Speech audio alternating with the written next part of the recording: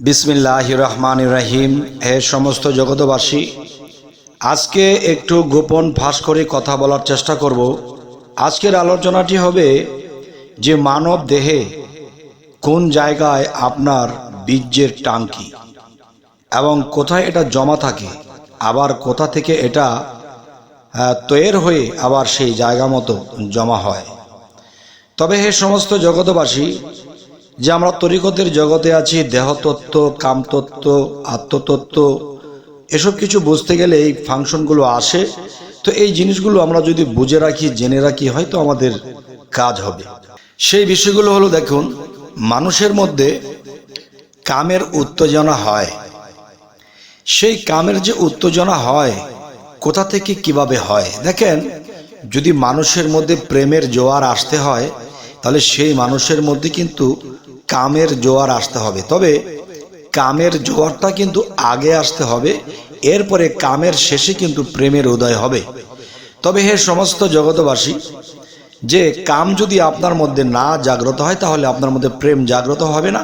আপনি কামুক নয়, প্রেমিক নয়, কোনোটাই নয়। তবে এই দুয়ের মধ্যেই কিন্তু খেলা হয়। সেই বিষয়টি আমি বুঝিয়ে বলবো। সে দেখেন, মানুষের মধ্যে যে বীর্য, সেটা উৎপত্তি কোথায় হয়? দেখেন, আপনি যদি কোনো একটা কাজ করেন, তাহলে সেই কাজের জিনিসটা কিন্তু আগে আপনি চিন্তা ভাবনা করবেন, মস্তিষ্ক দ্বারা, ব্রেন দ্বারা খুব চিন্তা ভাবনা করবেন।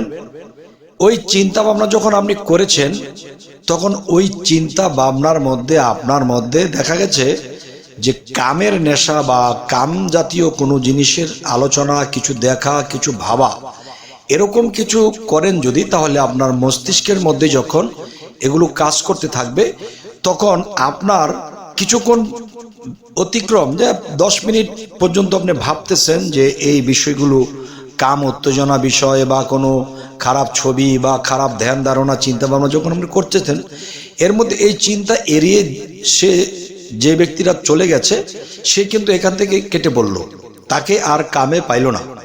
কিন্তু এখানে দীর্ঘক্ষণ যখন অতিরিক্ত সময় দিয়ে যখন ভাবতে শুরু করে, তখন কি শুরু হয় জানেন? তখন আপনার মধ্যে একটা কাজ শুরু হয়ে যায়। সেটা কোথায়? সেই কাজটি শুরু হয়ে যায় আপনার মানব দেহের মধ্যে, যেখানে হামজা অক্ষর রয়েছে। সেই হামজা অক্ষর, দেখবেন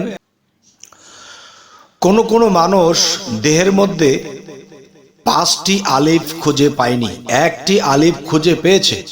আর যেখানে একটি আলিফ খুঁজে পেয়েছে, সেখানে আলিফ নয়, সেখানে শয়তানের জয়, সেখানে হামজা অক্ষরটি রয়। তবে আমি বলবো নির্ভয়, যে মানব দেহের মধ্যে 5টি আলিফ রয়েছে। এই 5টি আলিফ পঞ্চ জায়গায় আছে। এখন এই 5টি আলিফের খবর যে পেয়েছে, এবং সেই দেখা যায় 5টি আলিফের কর্ম কি, এই 5টি আলিফের উপর কিন্তু সারা বিশ্ব ব্রহ্মাণ্ডটা দাঁড়িয়ে আছে। যাক, আমি সেখানে যাব না। আজকের যে আলোচনাটি হলো, আপনার মানব দেহের মধ্যে কোথায় এই বীর্য তৈরি হয়। আর তৈরি তখনই হয় যখন আপনি ভাবনার দেশে চলে গেছেন, কাম জগৎ নিয়ে ভাবতে শুরু করেছেন। তখনই একটু একটু করে দীর্ঘক্ষণ ভাবার পরে তখন আপনার কাজ শুরু হয়ে যায়। সেই কাজ আপনার দেহের মধ্যে যে অংশটি, সেটি হামজা অক্ষর নিয়ে সেই মুকরুম বসে আছে। আর সেখানে বসে থেকে তখন দেখা যায় সেই বীজ উৎপাদনের কাজ চলছে। সেটা কি রক্ত থেকে? না, বীজ জিনিসটা কিন্তু রক্ত থেকে হয় না।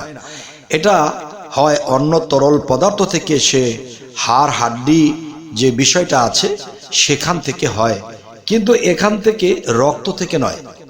তবে হে সমস্ত জগতবাসী, আমি আরো একটি কথা বলবো, যে আমরা একটা কথা জেনেছি যে মুকরুম ফেরেশতা, সে আদি আদমকে বানিয়েছিল আল্লাহর হুকুমে।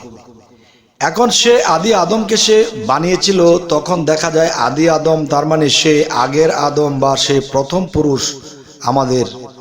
এখন তিনি ছিল আদি আদম, আর আমরা তার বংশধর, আমরা হলাম বনি আদম।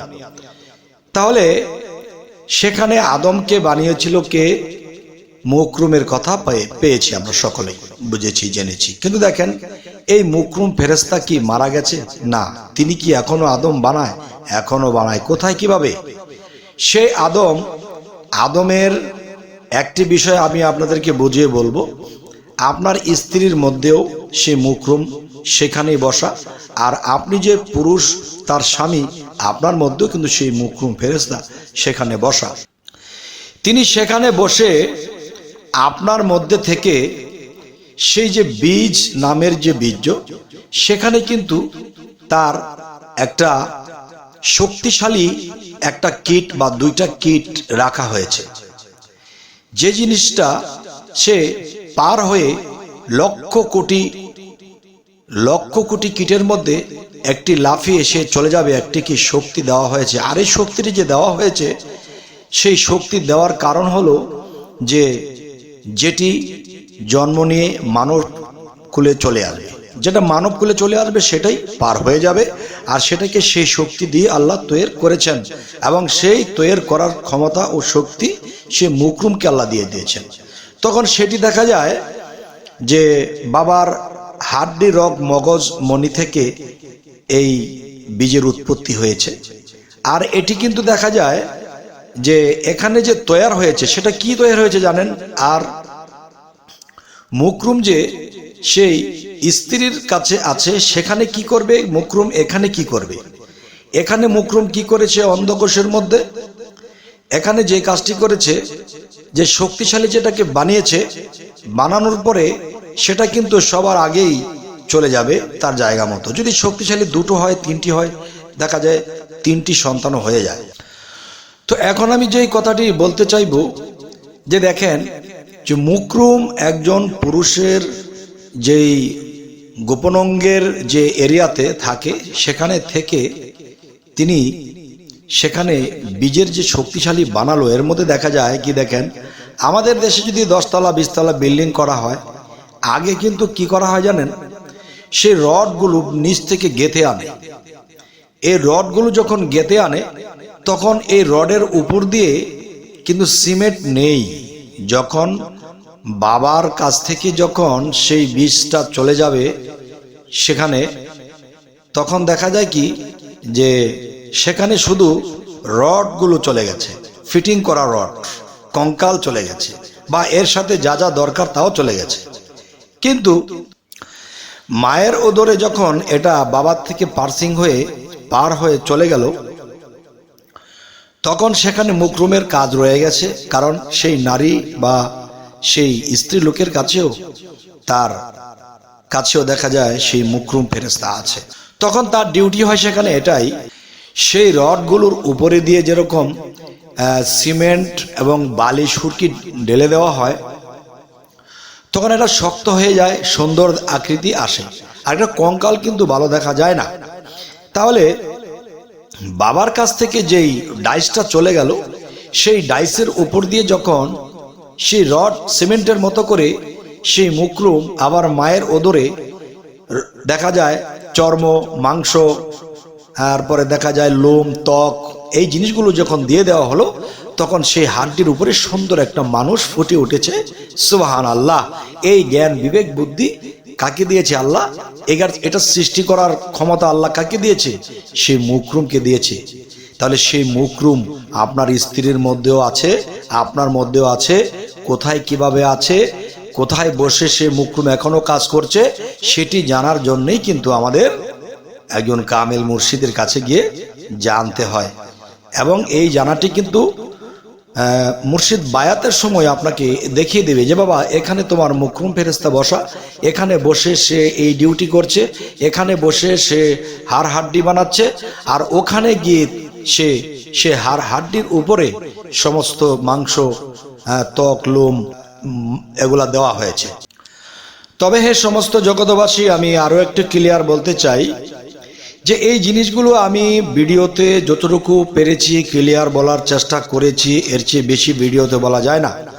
তবে হে সমস্ত জগতবাসী, যদি কারো জ্ঞানে ধরে যে না, আল্লাহর সৃষ্টির রহস্য আমরা কিভাবে পৃথিবীতে এসেছি, আবার পৃথিবীতে কি করব, কোথায় যাব, কি কর্ম করে যাব, কোনটা দেখে যাব। দেহ কোরআনের মধ্যে কালেমা ফিটিং করা আছে, দেহের মধ্যে আল্লাহ ফিটিং করে রেখেছে আল্লাহর সাইন, এবং দেখা যায় শ্রেষ্ঠ ফেরেশতাদেরকে রেখেছে, এবং দেখা যায় মানুষের মধ্যে শয়তানের পরিচয়, নিজ পরিচয়গুলো রয়ে গেছে। এই জিনিসগুলো কিন্তু আমাদের পেতে হবে, এরপর কিন্তু আমাদের মুর্শিদের দেওয়া সেই সাধনা সাকসেস করে আমাদের মরতে হবে, আর না হয়তো কিন্তু আমাদের উপায় নেই। যাই হোক, এর সমস্ত জগতবাসী আজকের এই আলোচনাগুলো আপনাদের কেমন লাগলো এবং সামনে কি ধরনের আলোচনা চাইছেন জানাবেন। সকলে ভালো থাকবেন, সাবস্ক্রাইব করে নেবেন। আল্লাহ হাফিজ।